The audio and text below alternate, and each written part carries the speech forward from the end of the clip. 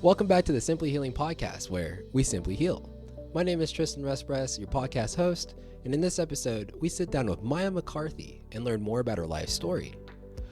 We just finished recording this podcast episode, and we covered topics such as transparency, people-pleasing, and failure. There's a lot of great nuggets of information within this episode. If you enjoy this podcast episode, please leave a comment and subscribe. But without further ado, let's dive right into the conversation. What is up, everybody? We have a lovely guest today. Her name is Mya McCarthy. She is a fitness trainer, a podcaster, a spiritual warrior, a freaking light worker. But those titles don't just nail her, essentially. She's very observant, so you should go check out her podcast.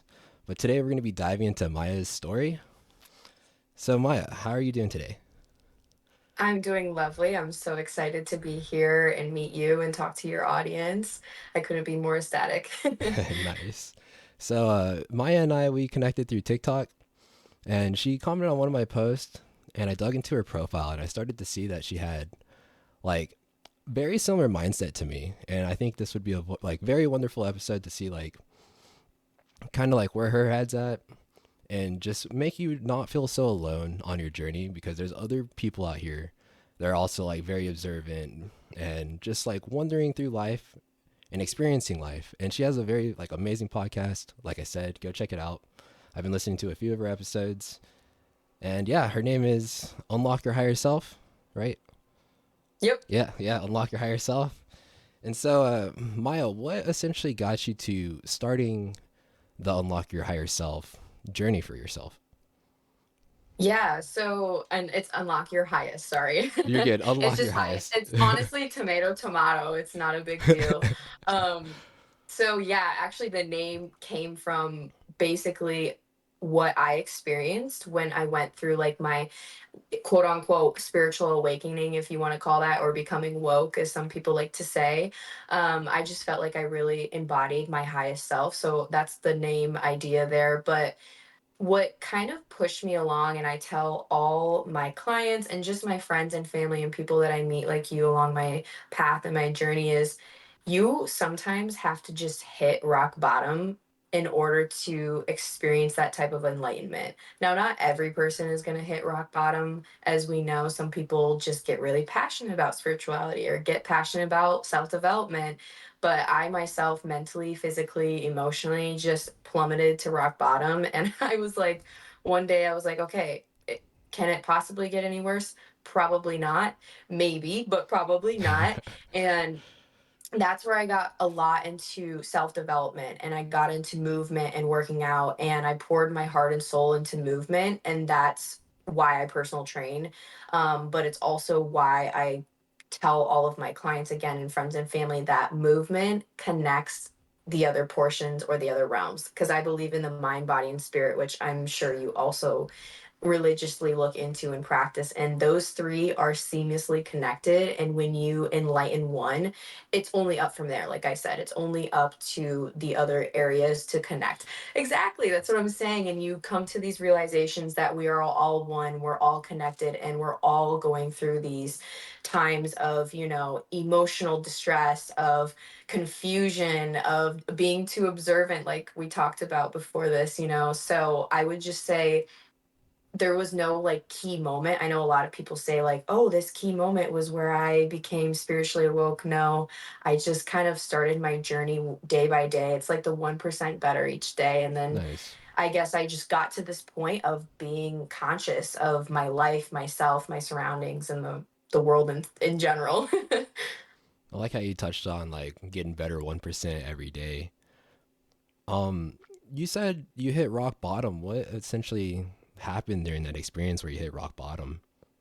Yeah, so my experience was seriously about myself. I know that sounds really crazy, but I'll explain. A lot of people have like they have these moments where maybe they lose someone in life, or maybe they go through heartbreak or financial issues. I definitely have experienced all of those, but my biggest rock bottom moment was myself. Like, I was at Mm, war 24/7 with who I was, my mind, my body, my soul. Like, I genuinely hated myself with my entire being, like my entire again, soul, like I hated myself, and I tell people all the time, they're like, how, like, what do you mean? And I don't know, I to this day I can't put exact words on why I did, but I know that it was there for a reason, like we talked about. It's just there for you. And I realized, like, okay, why am I my biggest enemy when there's people out here who, love me, support me? Why am I tearing myself down when I can just be this light, again, like we talked about, to other people? And so, yeah, just self hate and self kind of despisement in the weirdest way was what pushed me to become who I am today, and also see the world through the eyes that I now look through. Nice. Was it hard for you to like essentially dive into working on bettering yourself from where you were at in the past? Yeah, 100%. I mean, first off, you have to be so transparent with yourself that Yeah. you do hate yourself. Like, I mean, it's such no, seriously, like You're it's right. Yeah. I know it's so weird to say, but it's so hard to look in the mirror and be like, all right, I don't like anything I'm looking at, whether it's just my physical appearance, my emotional state.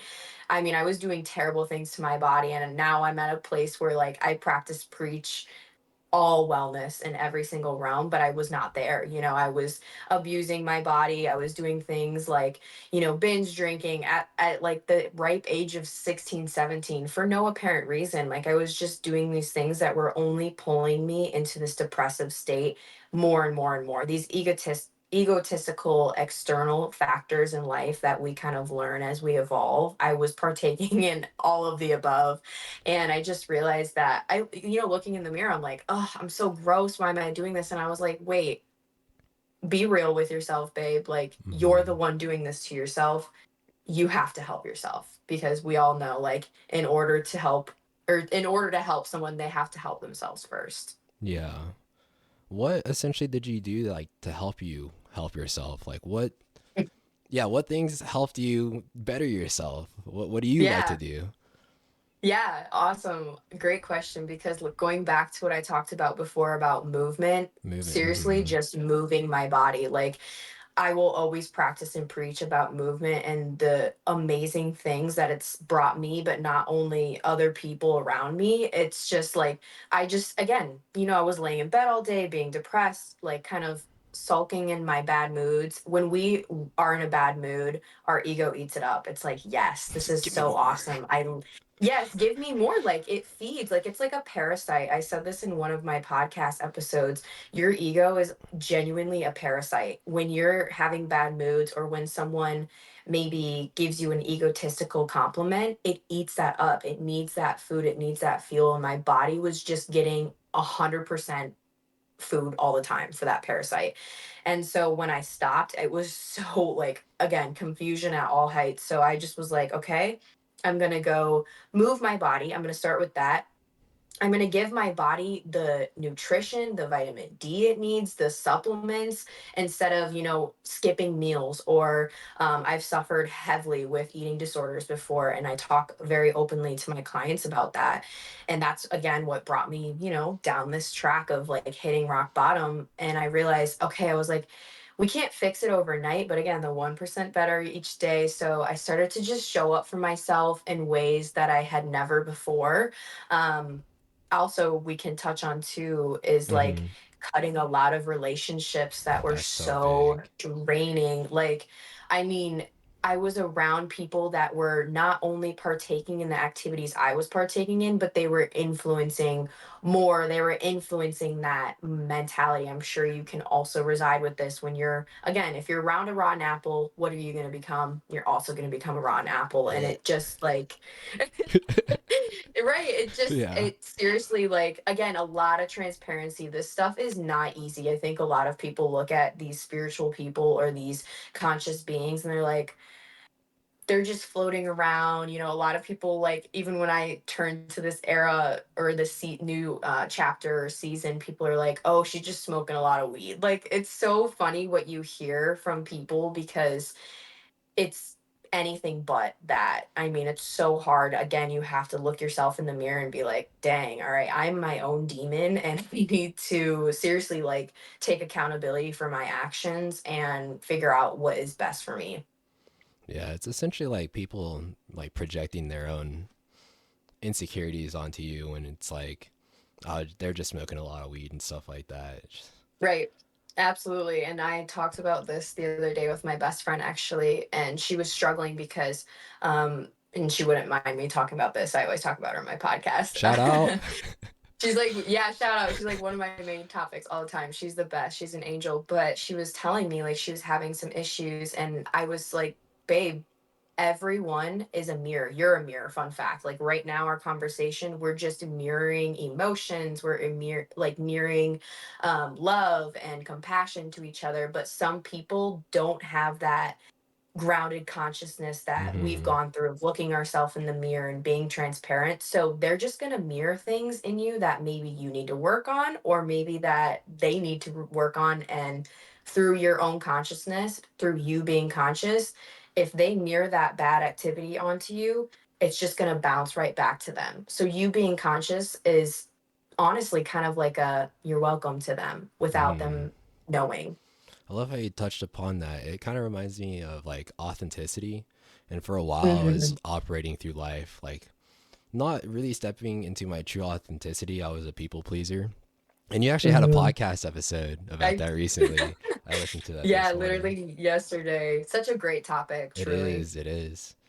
And what I've noticed is when I'm not being authentic and I like kind of like hold my voice and not share my truth, I'm doing the other people a disservice as well because I'm not able to show, like, mirror them, essentially mirror them and show them Hmm. the parts of themselves that they could possibly work on. I kind of just take it on upon myself. And just being true with your voice and being like truly authentic really helps heal the other people around you because then they can just keep going throughout life without even like looking at those the way they operate essentially. Hmm. Yeah, I love that because correct on every single level, and also the fact that, like you said, not being authentic, you're kind of like being a fake person then, right? Mm-hmm. They're just you're kind of showing up again, like I talked about in my episode and like you touched on, you're just showing up how they want you to be, or maybe how you think they want you to be. And Yup. no relationship can build off of that. Like, I mean, it's gonna end, whether it's a partnership, whether it's just a friendship, whatever it is, it's gonna end quickly and probably devastating, most likely. I mean, I've had many, many friendships and relationships that just ended terribly because essentially when you're people pleasing, again, it's all egotistical. Everything is ego. Your ego is trying to either please someone or please yourself to be this, like, whatever it is, higher up person for them to be satisfied. And I realized that myself, like, okay, I was like, I'm just going to be myself. Now I walk down the streets talking to myself or singing my music. I don't care. I'm Nice. like seriously,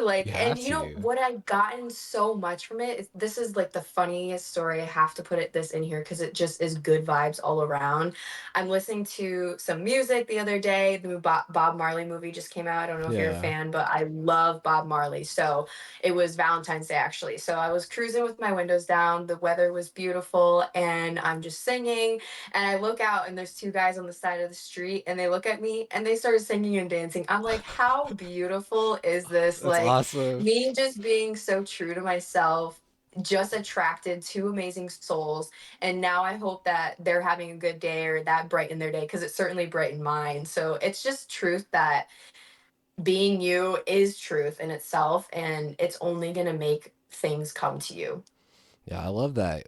I actually talked about that recently in some of my podcast episodes, and I was like touching upon like the power of the smile, like how you can like essentially Hmm. like send out your positivity to other people, and now you put those people in a good mood that they had the potential to ripple that effect out and bring more positivity to other people, and that was just Yeah, because you were being yourself. And that's essentially right, that's so beautiful. Like the power that we have is just being ourselves, being authentic. right. And I love the power of the smile. I mean, I'm smiling all day long. I don't even care. I'm like, hi, hi, hi to every person, because why not? Like, I always think of it this way. What more effort, or what effort does it take to smile? None. It literally is just muscle movement of your mouth. It's not that hard. Hmm. Just give a little smile. And again, like you said, if you smile, not only are you making that person have good vibes and kind of radiate that to the universe, you're also kind of, I don't want to use the word like manipulating, but you're almost tricking yourself in a sense. I don't like either of those words, but I can't think of the right one. You're good. Into also having good vibes too, right? Like if Hmm. even if you're having a bad day, like making someone else smile is always a treat for me. And I'm like, okay, you know what? It's not that deep. Life will go on. Yeah, it's like that. Just like, I guess you're right with the like manipulating and tricking. Yeah. I don't want to use Not those great words words. either, but it does help the like put the world into more of a positive direction. We have a lot of like Mhm. impact in that sort of way. And going back to like the whole people pleasing stuff, was it hard for you to let go of those relationships? Yeah, I took so much time in my episode to like touch on that, and I've talked in many other episodes, but it was truly in the time like that it happened, it didn't feel like the hardest thing, but obviously the aftermath, honestly, like I said earlier, I was like, "Oh, it can't get any worse." And in that time I was like, it just got worse. Like it just got worse. My Real. best friends of like 17 plus years just cut off. I just cut them off. Like I feel in the most that. immature way. Yeah, it Yeah. was definitely immature at the time because again, I was not, transparent with myself at any in any sense or whatnot. And I look back and of course you don't want to regret things, but that's one thing I'm not very pleased with myself about. But again, I look to where I am now and I'm like, hey, it happened for a reason. I only got more enlightened through that. And I also have healed myself and I've also healed relationships in the present tense from learning from my mistakes. I mean, that's just kind of life, right? Like we are just here for the first time. We've never experienced life. We're just learning. So Hmm. it was very, very difficult, excuse me, at the time. Like I was struggling with, I guess you could say, like some type of depression or again, just like anxiety in my own being. And then on top of that, these toxic relationships that one, most of them weren't letting me go. And what I mean by that is like, they're like, oh, I'll change, I'll do this, I'll do better, so it Hmm. seems like they're not letting you go, right? You feel that you're being held, but in reality, we have the freedom to do as we choose and to do as we want. So a lot of those individuals I just said bye to. And then one of like my very best friends who I constantly was people pleasing and I thought we were like, I thought she was my ride or die, right? I I was feel like, that. oh, she's been my best friend for yada yada years. Like she's my friend and I'm a very loyal friend. I really pride myself on that. Like I have so much love, especially for the people in my life. So I was really heartbroken to hear things that she had been saying or just to really like see our relationship through honestly like glasses. Like this time I felt like I was blind. I put on the glasses and I was like, "Whoa, this is not real love. This is not real friendship. This is toxicity. Like this is all above and you need to get yourself out." And that's what I did. It sucked. And I'm not going to ever tell someone that it's not going to be hard to lose people. But when you Hmm. start to accept grief and you start to accept where you're at in life, it somewhat gets a little bit, I shouldn't say easier, but more enlightening. Yeah, I totally feel that. So do you pride like alone time more now, or do you? Yeah.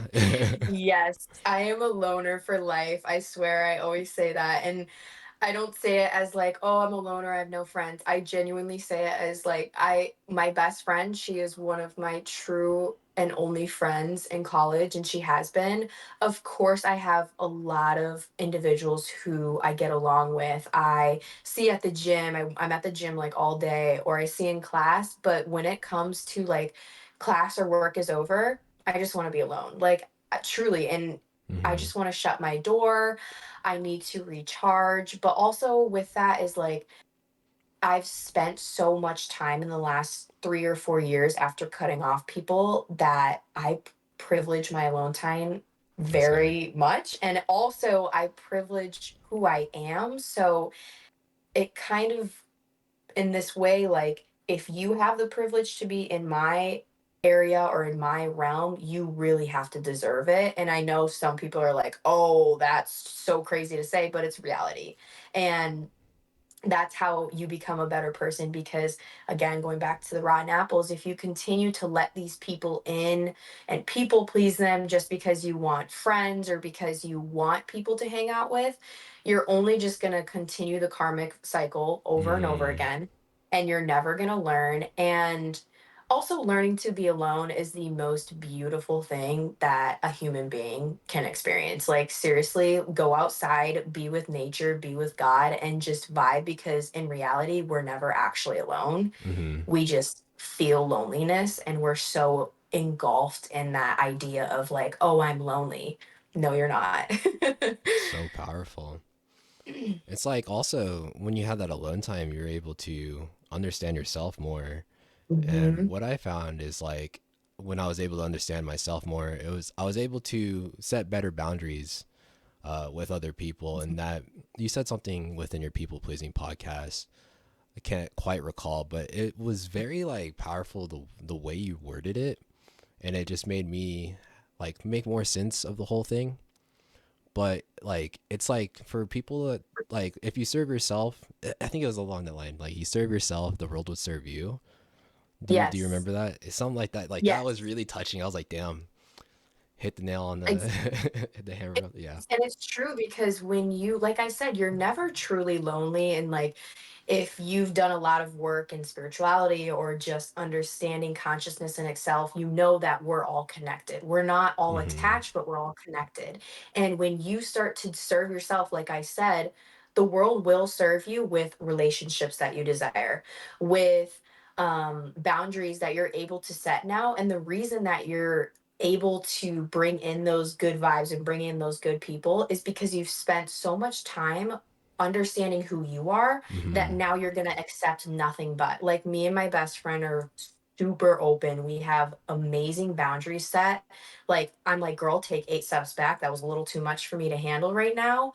And then we talk about it. Right. So it's like, Mm-hmm. I've never experienced that type of love in my life, because I always just let people walk over me until I started to seriously self care. Like, until I was like, okay, wait, I love myself. I don't hate myself anymore. Um, and I deserve to have relationships that love me like I love me. Yeah. Or yes. Yeah. Yes. It's like self respect, and that just if you respect yourself, other people will respect you too. And it's very Hmm. big. Did you find like when you're doing your like whole gym transformation, did you find like a lot of like spirituality or just like find yourself? What was your like your journey to self within the gym and becoming a fitness trainer? Yeah, absolutely. So, like I said, my like spirituality, awakening, becoming woke was genuinely all to the thanks of movement. Mm-hmm. And again, when I hit rock bottom, I was like, okay, the one thing that I've known for years and years, after being a gymnast, after playing 3 sports my entire life, like committing my life to sports, I knew that I found peace and freedom and liberation in moving, whether that was running or hitting a softball or doing a backflip, like whatever it was, going for a walk. I knew that movement was my liberation. Like, it's mine. And of course, it can be others, but that's just like what worked for me, right? Like, some people love to sing, some people like to write, whatever their, passions are. I really, yes, like, I really highly suggest to people, they're like, where do I start? I'm like, start with what makes you feel free. Seriously, like, when you get that pen and paper, when that pen hits that paper, do you feel free? Yeah, you know that. You know it in your heart, you know it in your soul. So I knew that. So I went to the gym. I started working out. Now, I would be lying if I said, like, oh, that just changed my life then and there, because it didn't, because I was still struggling with myself. So I was going to the gym. I was still at the time suffering with an eating disorder. And I would definitely, again, be lying if I said I didn't do it the right way at first, because I wasn't. I was going to the gym to look in the mirror and love myself, right? Because I Mm-hmm. think that's a big thing that this generation, especially with like technology and gym trends, right? It's all over. It's like, go to the gym arc, winter arc, and you'll feel good about yourself. I mean, like, yeah, kind of, but my training approach is so 180 from that now, Nice. So especially cool. from where I began. And I feel like it's very um I say this a lot in my podcast, but it's very gym bro-y. I know that's not probably a great term to chuck out, but like there's a term of gym bros, right? Where Hmm. the term has honestly kind of a bad rap. And I understand why, because, and it doesn't just have to go for the male gender at all, because there's also like gym bro girls too. And I kind of started off that way. I was like eating all this food, taking in all this protein, just lifting heavy to get X, Y, and Z with my body. And I did, but I still looked in the mirror after I got all that and I was like, wait, so why aren't the mathing? Because I still don't love myself. And then I realized, Mm. oh, wow, I went about it literally the wrong way. I was just trying to make myself look good versus feeling good. And that is 100% what I coach on now. Like when I have clients come in, they're like, I want to lose weight to finally look good. I've had people literally come in and tell me they want to lose weight because their partner no longer is in love with them. And Damn. yes, it shatters my soul into a million and trillion pieces because I've been there and I know how they're feeling. So of course, like I want to get them to the results, but I don't want them to go back to that person. Like I don't, and again, it's not my job, it's not my business, but the way and the approach I take them through my training and my journey is hopefully to guide them to a better path. If it doesn't, it doesn't. A person has to become conscious on their own. So it's not Hmm. my job. And I've done a lot of work to realize that. But when I coach them and I take them through this process, I'm like, hey, I'm sorry to hear that. We'll definitely get you your goals. We'll do X, Y, and Z. But in order to accomplish all of this and to have fulfillment, fulfillment is the best word in this world because it Okay. truly serves so many purposes. In the gym, you need to be fulfilled. And in order to do that, you have to feel it. You have to feel good. You have to feel good, not just because you can fit into your jeans from high school. No, you have to feel good because you can wake up and you can go for a walk. You don't have to worry about, being stuck in bed all day because you're physically not okay to do that. You know what I mean? If you're kind Yeah. of catching my drift there, it's all truly about feeling and embodying that instead of just looking. That whole fulfillment, like being like a big word, I never heard that before, but it makes so much sense. I'm so glad you're teaching other Mhm. people too about like the feel good aspect within your coaching or your training aspect. That's where the power really lies in transformation, and I like the way you're going about doing that. You're, Thank you. did it? Thank you. You're welcome. Did it take you a while to get to that? I guess you kind of touched upon that. But how do people? Yeah. What was that? Sorry. Yeah, I was just agreeing. It definitely took a It took while. a while. Psst, hey, if you're enjoying this podcast episode and you would like to support my work, go check out my Ko-fi. I'll leave it in the description below. And do you see that people like receive that well? Like, are the transformations after that like pretty solid? Yes, I have had many successful clients transform not only their bodies, but their minds and souls, hence like what my Ooh, entire kind of brand is about. that's good. um, but I've had a lot of failure, to be honest, just in myself, but also with clients that have come in. They just either the whole game of like getting a personal trainer or even a therapist or even a doctor or a hairdresser. You want to make sure that you have that connection, right? We're human Hmm. beings. We need that connection for most people, especially since I'm a very big people person. Like, I love to meet new people, I love to talk. If I don't connect, I'll know off the bat. Like the second you message me, I was like, this dude is awesome. Like I already feel the Thank vibes through you. the phone. I'm all in. Like it, you know what I mean? Like you just know when a person connects with you. And it's not a bad thing if they don't. Like if they don't, hey, blessings to you. Be on your way, let them go. You don't got to cause any like disruption, but I've had a lot of failure because either I think people don't connect with my message and what I stand for because again it is very different than what most trainers do.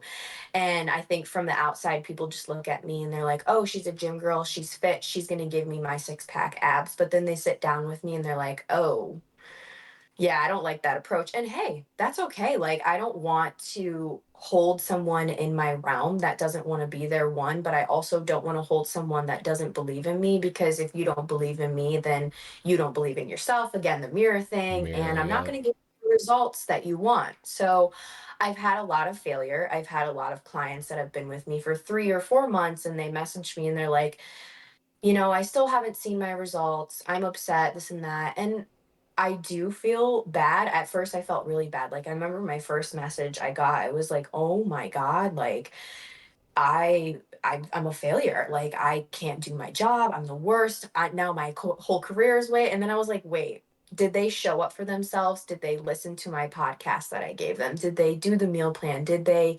practice the breath work and the meditations that I provided for them? And in reality, most of the time, no. So it's kind of like hard to be like, hey, like it's on your own, but Mm-hmm. that a personal trainer is not um what should I say?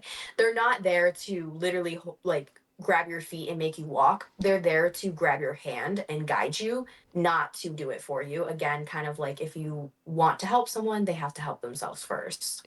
Yeah, that was very powerful. When it comes to your failures, how did you navigate through your failures? Yeah. Kind of like I touched on I at first again, like it was just like I was like sitting there, I'm like, oh my gosh, I'm a failure. I'm never gonna be anything.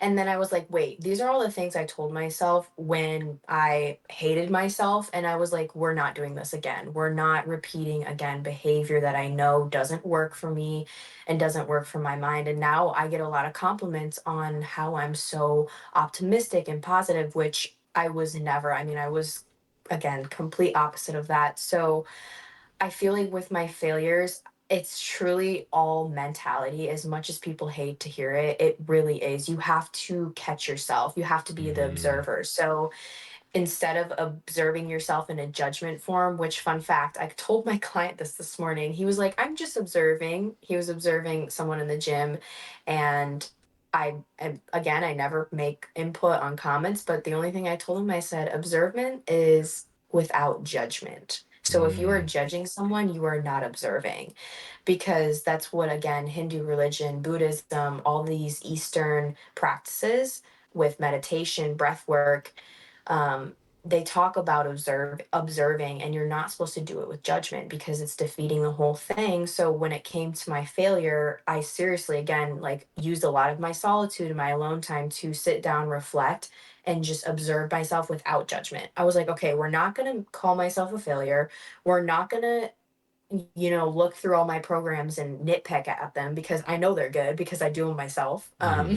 So we're just going to sit here and we're going to observe. So I would spend some time, I mean, weeks, months, whatever it is, on a certain topic of failure. And I just observe until I come to a conclusion of basically like, okay, whatever the conclusion is. Sometimes it's just gratitude. Maybe I'm missing something. Maybe I'm aligning with the wrong people. And recently, all of my failures with my clients all came to this line. They all pointed to this line that these people don't align. They don't align with you. They don't have the awareness or the consciousness to connect to you. And it's not a bad thing. Like I wish these people well. I'm so glad I got the opportunity to work with them because who knows, again, going to networking and stuff like this down the line, they may like come to this consciousness and be like, I get what that chick was saying. Like it makes sense now. She was right. She wasn't crazy. She was right. Like I Mm-hmm. have to feel it. I have to embody it. So whether or not they ever do come to that like being or that essence,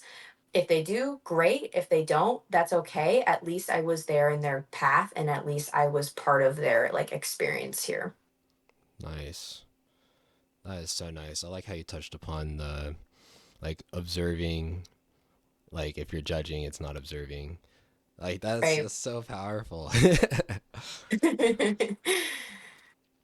um, when it comes to essentially like sharing your voice, sharing your thoughts upon like your viewpoints and your observations, was it hard for you to share? Like find your voice within that, or did it come pretty naturally? Yeah. I've always been like a natural talker. Me and my best friend say I'm a yapper because I just talk a lot. um, so talking and just being in my own essence, like I'm always talking to myself. I'm always, walking myself through with my voice.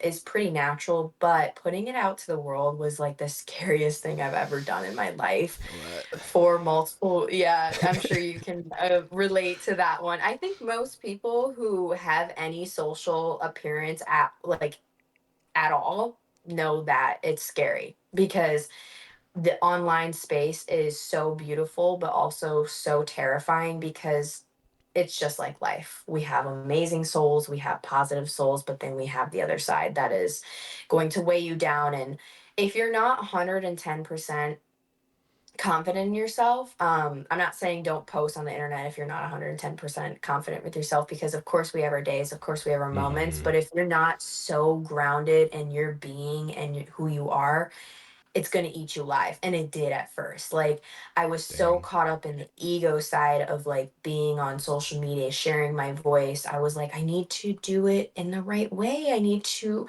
please these people. I need to do this and that. And then I got out of my hometown. Fun fact, I grew up, or well, I graduated high school with 26 people. So Whoa. I'm not yeah, used to that. absolutely. Like, imagine knowing 26 people by their first, last, and middle name, and knowing their mom and their brother, and everyone's watching you because you're the only person in that hometown that is putting yourself out on social media. So that was also like, that Wow. was Wow. like stepping in front of a train. Yeah, that's vulnerable. Thanks for being confident in yourself and putting yourself out there, especially with like that crowd, the audience. Like, I would personally be afraid just sharing a lot of that. It took me a while for me to like find my voice and share my voice. And I went to a high school of like around 600 people in the graduating class, so it's kind of easy for me to like hide behind the scenes. So Yeah. you're in college now, right? Yes. So I go to a bigger college. I go to a state school. So it's a little bit, well, I shouldn't say a little because my graduating class will probably be like thousands versus 26. But the environment of the school is very small. So I see a lot of people that I see day to day. And I go to the gym. So I know a lot of people. I train at the gym. I'm there all the time. So I am very social, so I know a lot of people, but I would say the crowd here is a trillion times more supportive. I mean, Nice. recently I just posted on Instagram, I had a reel blow up because in the back of the reel was like a dorm that's like on my college, because I was like making a video and the dorm was just in the back. So I got all these comments of the dorm that's in the back. They're like, no way, I know where you're at. And all of these follows. And I met so many cool people that have come up to me and they're like, hey, I see you. You're so awesome. And of course, again, to take all that aside, I don't love to indulge in that. Like, a lot of people will see my following count and they'll say crazy things. I'm like, hey, chill, chill, chill. I'm just a person, Yup. ego aside. Like, this is just a job for me. Like, social media in all aspect is one, a way to share my voice, of course, but at the end of the day, I would be so happy if I could share my voice in any other way. I just, this is what our generation loves. It loves social media, so of course I want people to come to this consciousness and this awareness, so I share on social media. But if there was a way like I could just write a book and call it a day, I would love that. But unfortunately, it's not how it works in this day and age, and I'm going to utilize it while I can, because I do know that one of my purposes is to share my voice. So that's, I guess, kind of answering your question before, like, was it hard? Yes, but I knew so deep in my core, so deep in my roots, that I'm on this earth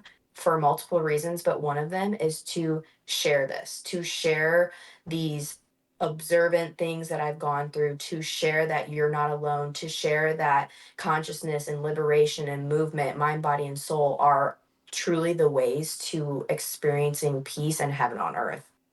Yeah. That's so dope.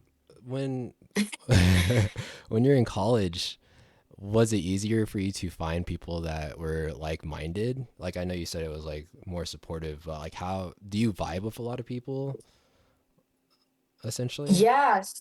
Yeah. So I definitely have met a lot of like, oh, this is a tough question because I have to be so transparent with myself. I love it. Keep going. To vibe with people, no. Like if it's truthfully down to the Mhm. core, no. I know we talked briefly before this podcast about college, and I told you that like the motion and kind of the timeline of a lot of college people or students, I should say, doesn't align with me, and that's truthfully, to be so transparent, how I feel.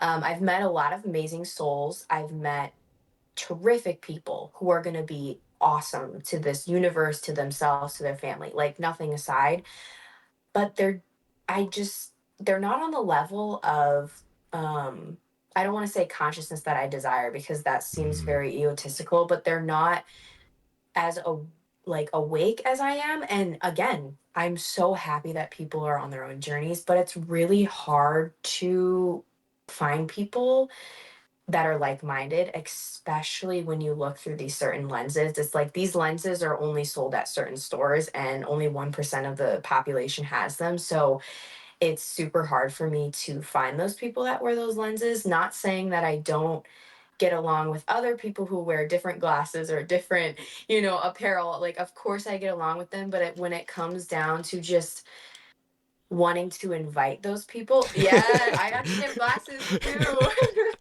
I just had to throw out I some don't have them glasses. here, but I wear glasses too. I'm like legally blind. I usually wear contacts because throughout the day I'm like running and doing all these things, so they fly off. But um, again, like 1% of these people have it, and I don't want to be egotistical by saying that, oh, I don't get along with these people because they're not at my conscious level. Like that's absolutely not how it works, but it's hard. It's so hard. I mean, it's hard to sit down with people and you think you vibe with them. They go to the gym, so you're like, this is great. But then you sit down with them and you're just like, dang, of course I can be a light in their life. Of course I can bring consciousness, but sometimes I don't want to have to do that. Like I just want Mhm. to be able to sit and vibe, and I don't want to have to be a light for everyone. Like I don't need a light. I don't desire that, but I just want someone that's like on the same timeline, if that makes sense. So no, I don't connect with a lot of people in the sense of where I see myself going in life, but I do connect on things like going to the gym or reading self development books. All of those are great, none of that aside, but it definitely is a struggle. You know, you talk about I see you talk about Eckhart Tolle a lot. Do you have anything to share about Eckhart Tolle? Yeah. Um Also, isn't my book holder so dope? Oh, that's sick. Yeah, yeah, I Isn't like that that. sick? Kind of reminds me of Yeah. Avatar. Yeah, yeah, it's so awesome.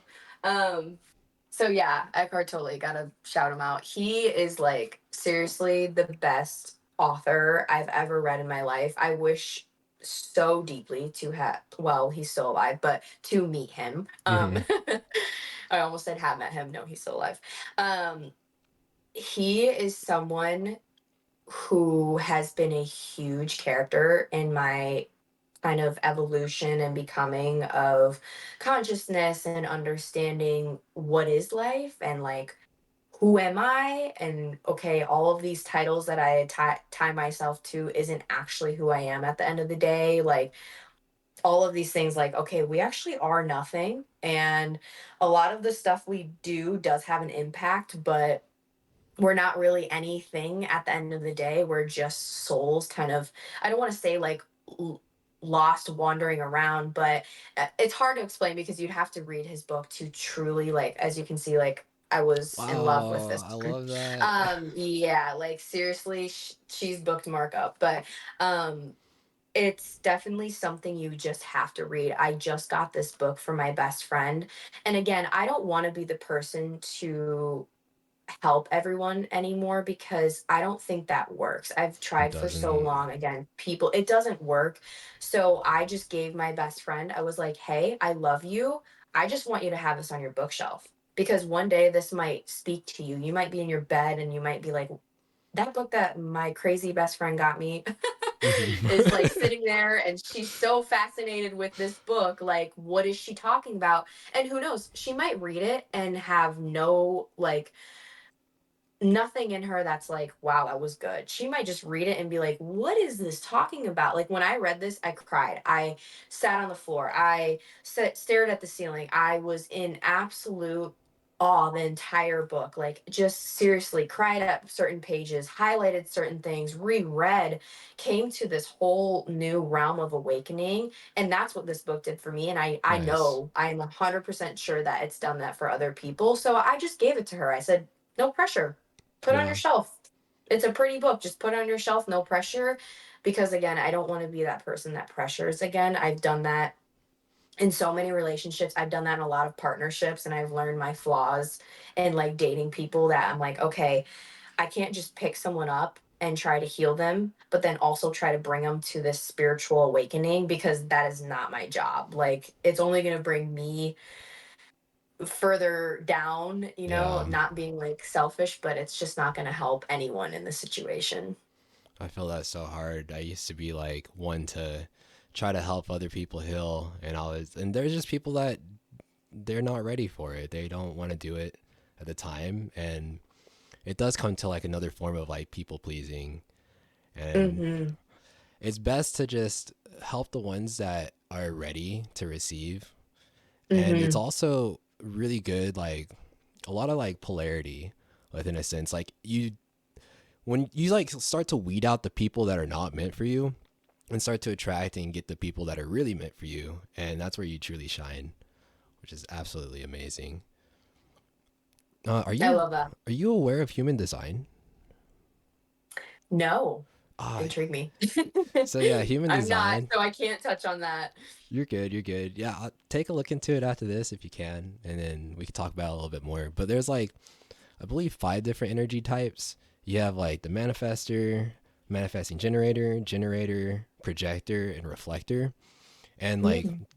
it takes different aspects of like astrology, the Tao Te Ching, Enneagrams, Meyer Briggs, and like kind of like gives you a general outline of like how you can use your energy efficiently within life. And so, if like manifestors, their strategy is to inform, so they're here to like inform others to get their ideas and stuff into fruition. Manifesting generators, they use their energy and they can essentially do what manifestors do. They can like go gung ho on their projects and like they create that energy within. Generators, they're usually here to just like kind of work and like make those manifestations come to fruition. So like the typical like workforce 9 to 5 type of Okay. deal. And then projectors, I'm a projector myself. It's they're here to guide others through whatever like use like they're here to guide others and help them use their energy efficiently. And Okay. I feel like you're a projector for some reason. Just I the was just about to say, I'm like, as you're explaining all of them, I'm like, what am I? You get to the last one, I'm like, okay. yeah. There's actually one Yeah. more reflectors, and they're here. Their energy types are really unique. They're actually so like projectors, they make up like 30% of the population, and reflectors actually make up 1% of the population. I met a reflector in my life. He was really cool, but like their energy works with the moon cycles, and Oh, so a lot of their stuff like comes like once a month because like the moon cycle, but they're okay. essentially here to reflect to other energy types like what essentially they need to work on. And I say That's, definitely take a look into it. You might find a like yeah. into it. uh, Thank you. I love new things, and I also love the idea of that. Thank you. yeah. When for me my strategy is to wait, and so like I gotta wait for the invitation, and I struggled a lot with that. If you are a projector, we could talk about that a little bit more. But essentially, what I found is like when I waited for the invitation, or like the invitation came my way, life moved a lot more effortlessly for me, as opposed if I were to like force my ideas and beliefs onto another person that Mhm. didn't necessarily go out too well. No. And one thing that it took me a while to learn was like how do I even like make that invitation happen? And a big part of it is what is it? Attraction marketing. I don't know if you're familiar with attraction marketing. You're essentially doing attraction marketing right now. Yeah. Like with social media, you're just putting yourself out there and you're just attracting the right people that actually resonate with what you have going on. So I'm really curious to see what you got going on there. uh, I'm excited too. yeah. And All right, we're about to wrap up. Do you have anything to leave the guests within like their spiritual journey to help them improve their lives or essentially like see life a little bit differently? Yeah, I Just a guess kind of message. like yeah, just kind of what we talked about today. Being transparent with yourself, but again, just being who you are. The biggest word I can tell anyone is don't do, don't seek, don't try, just be. Like seriously, just be. Like wake up in the morning, do what makes you happy, Wake up in the walk morning. along the street singing your song. Yep, like just do what you gotta, or shouldn't say do, just be who you gotta be, and you don't have to seek, because when you do, again, none of that's gonna align. So blessings to all you. And where can people find you? Yeah, so my podcast, like Tristan said, is Unlock Your Highest Self. And then you can also connect with me on Instagram. It's just my name, Mya McCarthy. And my TikTok is also my brand name, so Unlock Your Highest Self. And I'll put that in the comment section or the description below. Well, Mya, thank you for being on the podcast. This is our first one. We'll definitely have some more podcast episodes going along the line. So, for the listeners listening to this, if you have any like more topics you guys want us to dive a little bit more deeper in, please leave that in the comment section below. We can definitely make that happen. And I really appreciate your genuineness, your transparency, your authenticity within this podcast episode. It really means a lot, and it can really inspire and impact a lot of people out there, Mya. So I appreciate that. Thank you. You too. Thank you. Thank you. All right, guys. Till next time. Hasta la pasta.